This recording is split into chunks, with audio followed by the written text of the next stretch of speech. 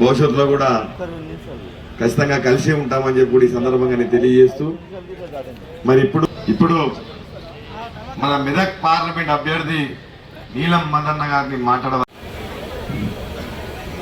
సభకు అధ్యక్షత వహిస్తున్న ఆటా శ్రీనివాస్ గౌడ్ గారికి, చైర్మన్ గారికి, నిర్మల మేడం గారికి,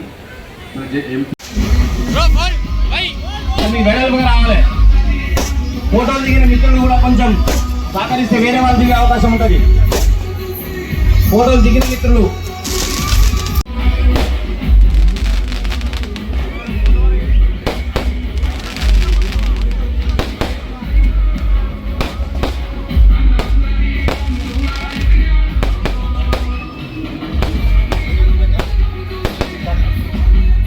సర్పంచ్ డైనమిక్ నాయకుడు యువజన ఉత్తేజం వెల్కమ్ ప్లీజ్.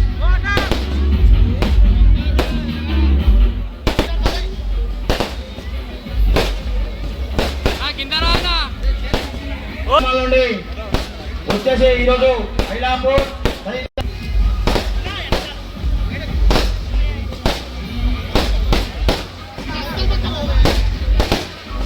వచ్చిరు.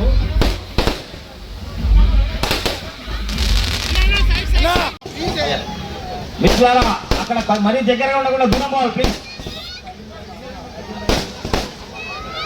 అజయ్ భాయ్ కొంచెం ముందు వాళ్ళు ముందు ఉండాలి.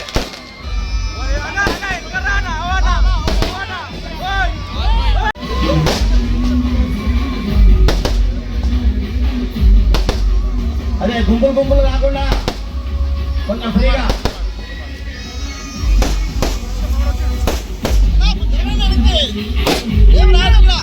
సరిగ్గా ఎన్నికలకు మునుపు ఒక 6 నెలల మునుపు, అంటే ఎన్నికల స్టంట్ ఇది, దళిత బంధాన్ని ప్రారంభించారు. ఎంతమందికి ఇచ్చారు దళిత బంధు? 100 మందికి ఇచ్చిరా? 100 మందికి ఇచ్చారు దళిత బంధు. మరి మా దళిత కుటుంబాలు ఎన్నున్నాయి? పై మన గ్రామంలో ఎన్నున్నాయి అంటే ఒక 100 కడుపు ఉందా?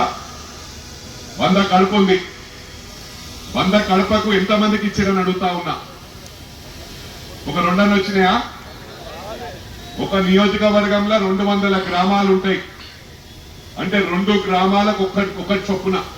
అంటే వాళ్ళు ఎంబడున్న కార్యకర్తలు నమ్ముకున్న వాళ్ళని కూడా పూర్తిగా సాటిస్ఫై చేయలేదు. చాలా మంది ఏం చెప్తున్నారంటే వాళ్ళ మనుషులకు ఇచ్చుకోవాలి, వాళ్ళ మనుషులకు మొత్తం ఇస్తే మన పార్టీలకు ఎందుకు వస్తారని చెప్పి కూడా ఈ సందర్భంగా తెలియజేస్తా ఉన్నా. ఇది గమనించవలసిన అవసరం ఉంది. అందుకు వాళ్ళ పార్టీలు ఉన్నప్పుడు వాళ్ళ కార్యకర్తలకు న్యాయం జరగకపోతే తప్పకుండా వారికి న్యాయం చేస్తాం, వారు వెల్కమ్ అని చెప్పి ఈ సందర్భంగా తెలియజేస్తా ఉన్న కార్యకర్తలకు. ఎందుకంటే ఇక్కడున్న నాయకులము మా సోదరులు, మేమిద్దరం కలిసి పనిచేస్తాం. మా 5 కూడా చెప్తుండే, ఇక్కడున్న నాయకులు మాజీలు అవుతారు కానీ కార్యకర్తలు ఎన్నడూ కూడా మాజీలు కారని చెప్పి కరెక్ట్ గుర్తుపెట్టుకున్నా అబ్బాయి. అందుకు కార్యకర్తలకు ఎప్పుడు కూడా గుర్తింపిచ్చే పార్టీ, ఏకైక పార్టీ కాంగ్రెస్ పార్టీ అని చెప్పి సందర్భంగా తెలియజేస్తా ఉన్నా. క్రమశిక్షణకు మారు పేరు కాంగ్రెస్. గతంలో మనం చూసినాం, ఎమ్మెల్యేలకు మంత్రులకు ఘనత కేసీఆర్ గారు దక్కిందని చెప్పి సందర్భంగా మనం చేస్తా ఉన్నా. ఎందుకంటే ఆ రోజు కాంగ్రెస్ పార్టీ లేకుండా చేస్తానని చెప్పి ఎమ్మెల్యేలందరినీ కొనుగోలు చేసిన ఘనత వారికే దక్కింది. ఇలా కాంగ్రెస్ ఎందుకు వచ్చింది ప్రభుత్వం?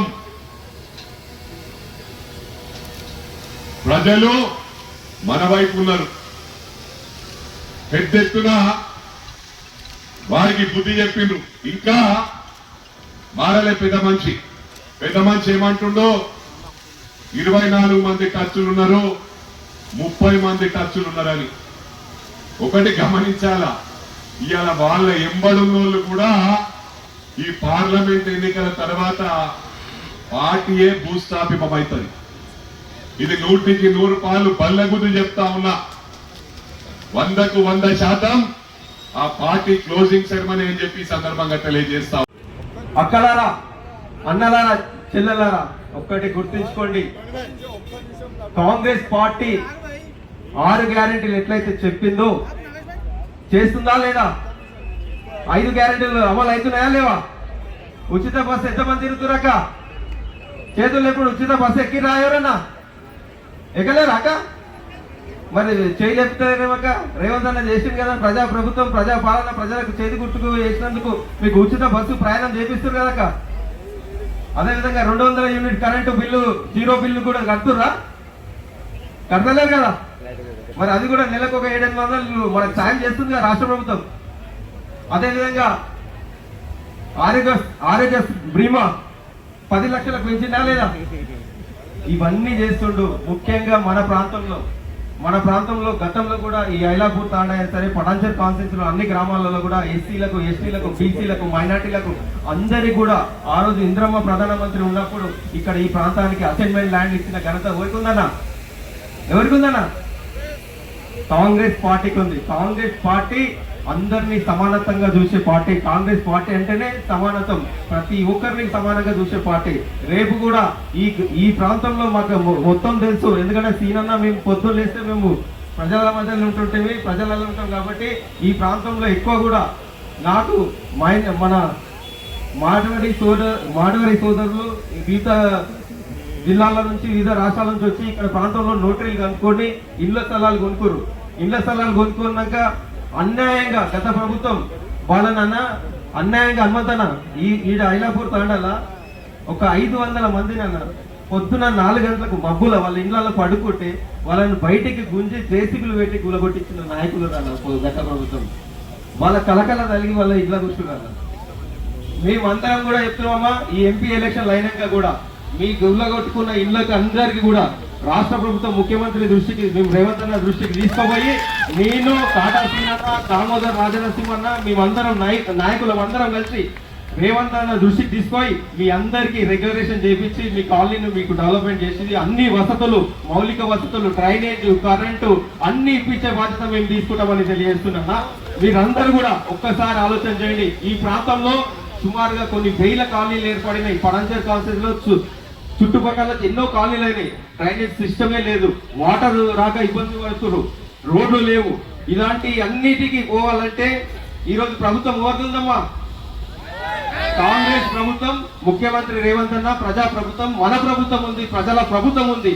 మీరు కూడా ఎంపీ గెలిస్తే పార్లమెంట్ నుంచి వచ్చే నిధులు, అదేవిధంగా సీనన్నను ఇన్ఛార్జ్ పెట్టుకొని ఈ ప్రాంతంలో ఇక్కడనే గ్రామ సభ పెట్టుకొని ఈ గ్రామ సభలో ఇద్దరం కూర్చొని ఇక్కడ కాలనీలలో ఏం సమస్యలు ఉన్నాయి, గ్రామాలలో ఏ వాటర్ లేకుండా, మౌలిక వసతులు లేకుండా, పట్టా సర్టిఫికేట్ లేక, ఇంద్రమ్మ ఇల్లు లేని వాళ్ళు, యువత ఎంతమంది నిరుద్యోగులు ఉన్నారు వాళ్ళందరిది లీస్ట్ అవుట్ చేసుకొని పెన్షన్ రానులకు పెన్షన్, రేషన్ కార్డు రానులకు రేషన్ కార్డు, ఇవన్నీ కూడా గ్రామ సభలో కూర్చొని మీ అందరికీ మేము అందించేలాగా చూస్తామని తెలియజేస్తున్నాం. మీరు అందరూ కూడా ఒక్కసారి ఆలోచన చేయండి.